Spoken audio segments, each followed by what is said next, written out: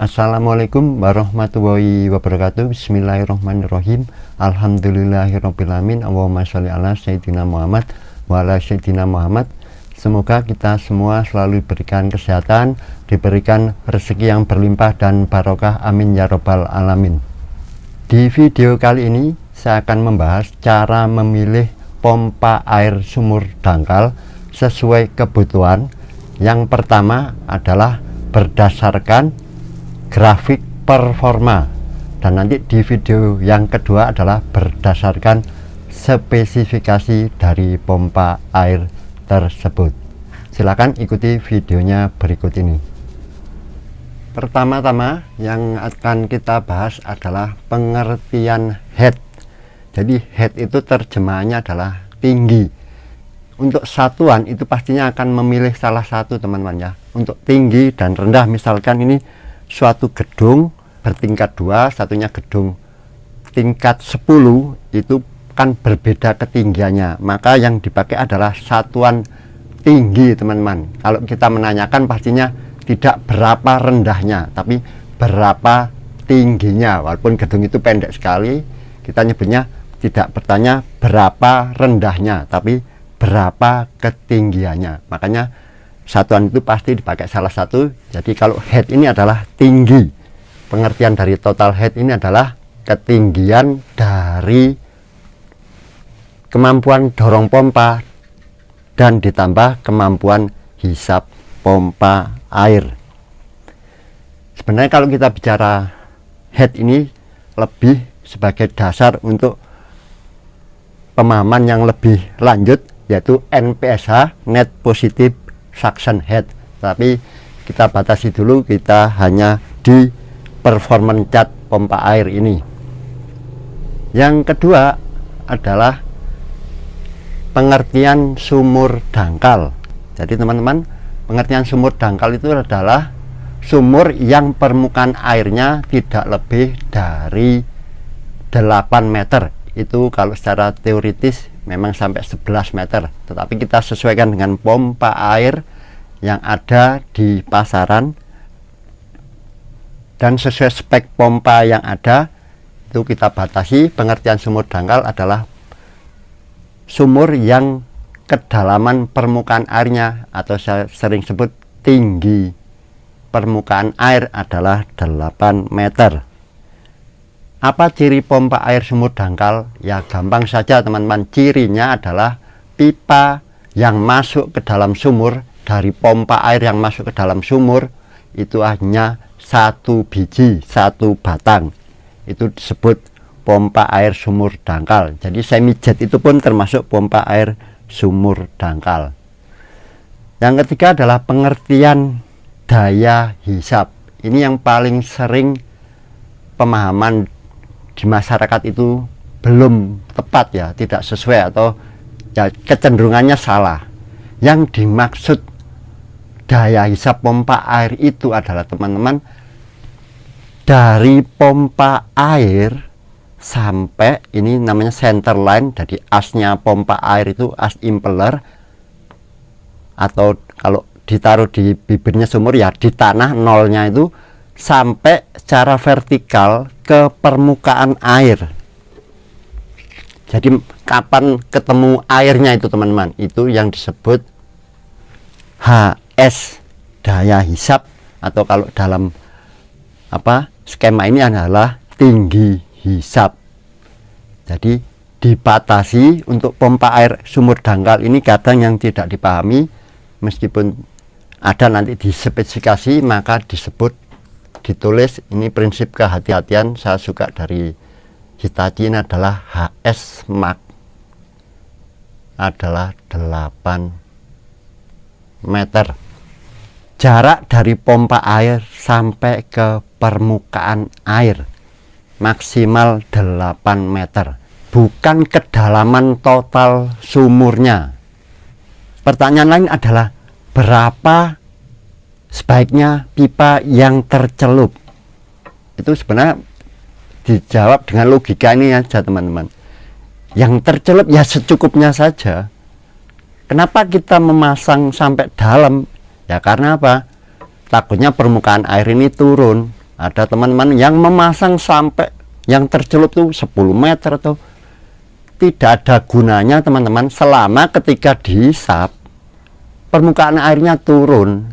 Jadi kalau idealnya ya saya jawab asal tercelup saja saringan ya sudah cukup, dengan asumsi permukaan air itu stabil. Tapi permukaan air itu kan apalagi sumur bor itu pasti ada penurunan waktu dihisap, apalagi kalau sumbernya kecil ya penurunannya akan drastis. Asalkan penurunan itu tidak sampai melebihi dari daya hisap pompa air sumur dangkal ini teman-teman, yang 8 meter, yang tercelup ya secukupnya saja. Itu pengertian dasar yang harus dipahami dan sering itu tidak dipahami oleh masyarakat umum. Dipasang yang tercelup itu sedalam-dalamnya, tidak ada gunanya teman-teman. Selama apa? Selama permukaan airnya tetap turun. Dan bahkan menjadi masalah kalau yang tercelup bisa melebihi 10 meter, yang saya sebut itu nanti Tusenclap mengambang. Ini teman-teman ya, saya kembali ke basic dulu, yaitu daya hisap adalah dari pompa air sampai permukaan air. Daya dorong adalah dari center line ini ke pengeluaran ke atas. Kalau mendatar ada rumusnya. Jadi kalau mendatar itu baik yang menghisap atau yang mendorong, saya sebut head itu teman-teman, sama dengan head horizontal HS kali 0,1. Kalau ada pipa mendatar 10 meter, maka tinggal dikalikan 0,1, itu berarti setara senilai dengan 1 meter head.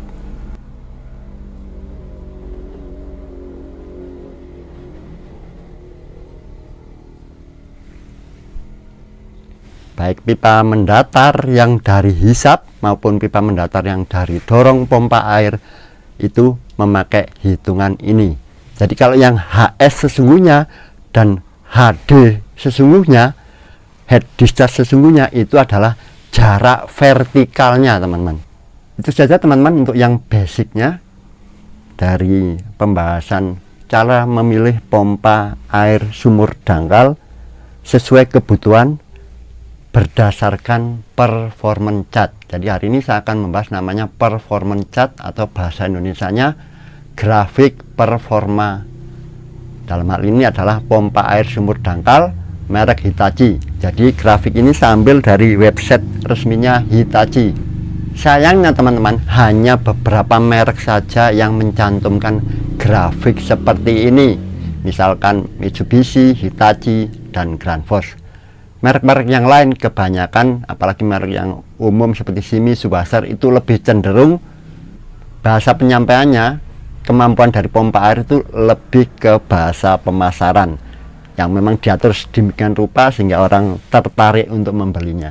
Tetapi kalau Hitachi memang saya pilih karena inilah salah satu pompa yang menurut saya mempunyai prinsip kehati-hatian.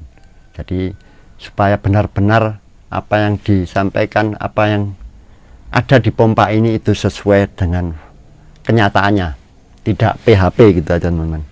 Di grafik performa pompa air ini saya mengambil yang tipe sumur dangkal WTP 100GX dan WTP 150GX. Ini yang sering tidak disampaikan di pompa air yang lain. Jadi HS max 8 meter. Ini dari daya hisap maksimal pompa air ini Hitachi. Bahkan sebagian besar Hitachi itu memakai HS 7 meter. Ini prinsip kehati-hatian yang saya suka dari Hitachi.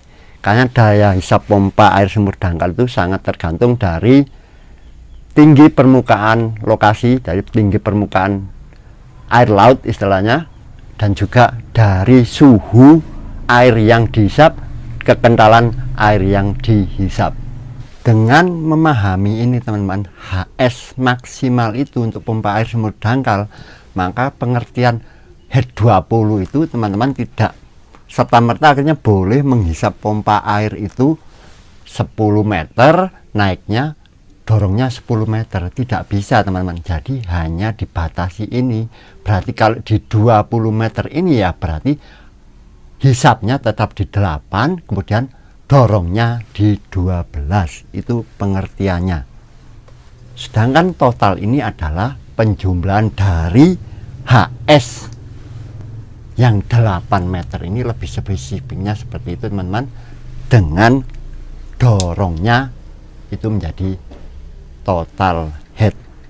Ada dua sumbu dalam suatu grafik. Yang pertama adalah sumbu X, itu adalah nilai dari kapasitas dalam satuan liter per menit. Dan sumbu Y, sumbu vertikal ini adalah total head, yang berarti adalah head hisap ditambah head discharge, tinggi atau daya hisap pompa dan daya dorong pompa air. Kalau kita lihat di sini teman-teman, head maksimal dari WTP 100 GX sekitar 26 meter ya teman. Atau kalau ini dikonversi ke dalam satuan tekanan sekitar 2,6 bar. Yang WTP 150 GX sekitar 27. Jadi selisihnya itu tidak terlalu besar, dari 100 watt ke 150 watt. Ini watt outputnya atau wattnya pompa teman-teman. Nanti ada pembahasan sendiri masalah itu. Yang nanti signifikan adalah di sini ya Pak, di kapasitas. Bisa teman-teman lihat head WTP 100 GX itu adalah maksimal di 26 meter, sedangkan kapasitas maksimal di 38 lah, 38 liter per menit. Sedangkan yang WTP 150 GX ada di berapa ini teman, sekitar 44 liter per menit. Dari grafik ini teman-teman bisa dilihat kalau kita memasang pompa air itu di head, katakanlah ini 10 meter, maka akan didapat memakai WTP 100 GX didapat debit kapasitas 30 liter per menit. Dari grafik ini sudah sangat terlihat teman-teman, pada head tertinggi atau total head ini adalah debit paling kecil, sedangkan pada head terendah tentunya cukup sampai di sini teman-teman ya, di 4 ini ke bawahnya itu sudah run out, istilahnya pompanya run out.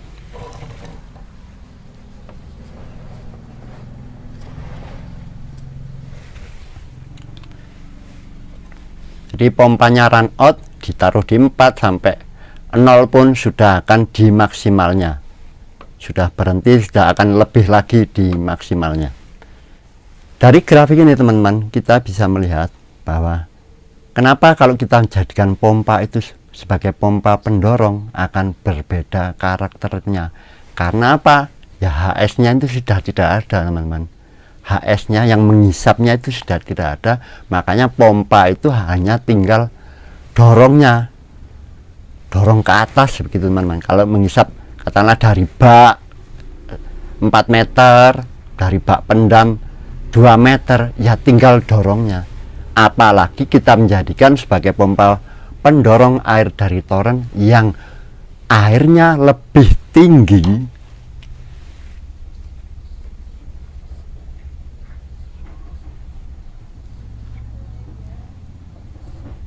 Ini toren, ini pompa, ini kran. Airnya lebih tinggi dari pompanya dan pengeluarannya lebih rendah lagi dari pompanya. Itu teman-teman akan bisa melihat betapa sangat berbeda. Itu yang sering tidak dipahami. Karena apa? Kita merubah peruntukan sebuah pompa air. Pompa air yang dirancang sebagai pompa sumur dangkal, kita jadikan pompa pendorong air dari toren atau pompa booster. Jadi kalau nanti dinilai dengan kurva NPSH, maka ini sudah sangat berbeda teman-teman ketika sebuah pompa air sumur dangkal dijadikan pompa pendorong air dari toren. Dari grafik ini teman-teman, kita bisa melihat performa pompa Hitachi itu dengan daya pompa yang berbeda. Terlihat bahwa tidak ada penambahan yang signifikan pada total headnya, sekitar hanya 1 meter, tetapi akan lebih banyak di debitnya. Terlihat perbedaan debitnya yang cukup besar dari penambahan daya pompa. Dan itu teman-teman nanti akan saya bahas di lebih jauh tentang performa pompa air menurut pabrikan. Jadi nilai performa itu sebenarnya secara total sama teman-teman. Jadi performa itu dengan daya pompa yang sama, saya anggap daya pompa 100 watt itu daya pompa teman-teman ya, P. Itu nanti ada yang namanya daya dorong, head discharge, dan ada daya hisap, head suction, kemudian adalah yang terakhir H, quantity debit. Dari 3 parameter ini teman-teman, itulah yang disebut performa.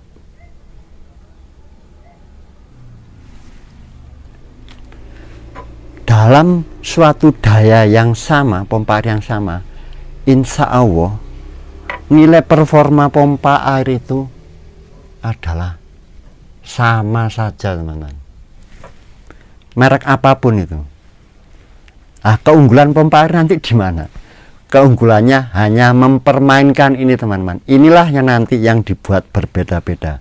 Nanti itu saya khusus bahas mengenai perbedaan tiap merek, dan disinilah kejelian Shimizu untuk merubah karakter ini dengan performa yang sama teman-teman.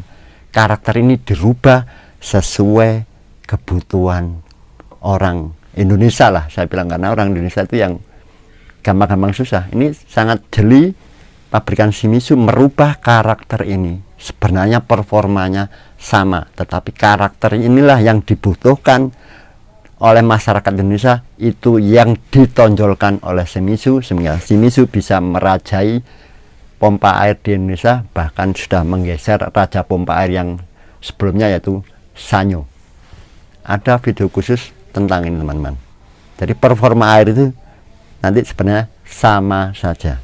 Kemudian yang terakhir teman-teman, dari performa cat ini teman-teman, sebenarnya belum bisa menggambarkan secara utuh cara memilih pompa air tadi, karena ada lagi nanti yang lebih jelas di video kedua adalah menurut spesifikasi, terutama kalau kita menggunakan pompa air yang otomatis.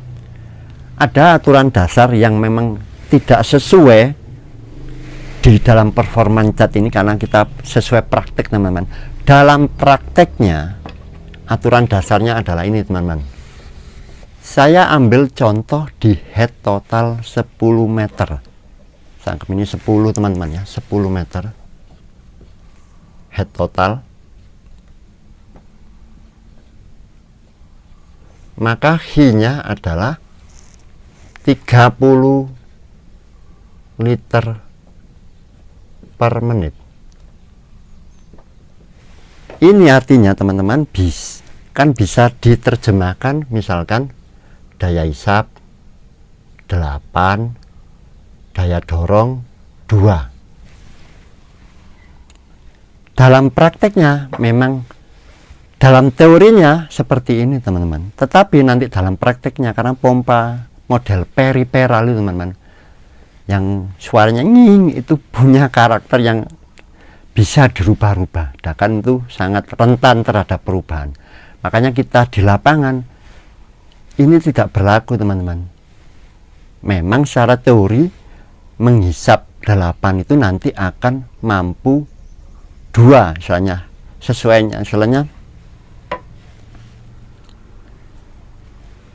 katakanlah ini tadi menghisap 8 teman-teman, dan dikeluarkan 2, itu nanti praktiknya berbeda ketika saya hisapkan 4 tetapi keluarannya 6. Secara teori nanti kan seperti ini teman-teman, secara matematisnya ya. Kalau saya hisapkan 4, dia akan setara dengan keluaran 6. Tapi nanti dalam prakteknya teman-teman, ketika dihisapkan 4 ini kecenderungannya bisa lebih tinggi, bisa menjadi 8. Kita memendekkan daya hisap pompa 1 meter.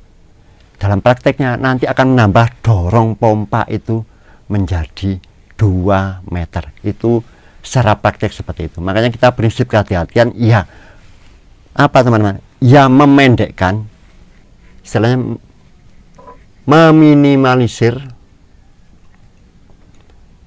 daya hisap. Diusahakan adalah daya hisap itu sependek mungkin untuk mendapatkan daya dorong yang semaksimal mungkin. Itu saja teman-teman penjelasan mengenai performance cat pompa air atau grafik performa pompa air, yang nanti akan kita lanjut lebih spesifik dengan melihat spesifikasi dari pompa air. Semoga bermanfaat. Assalamualaikum warahmatullahi wabarakatuh.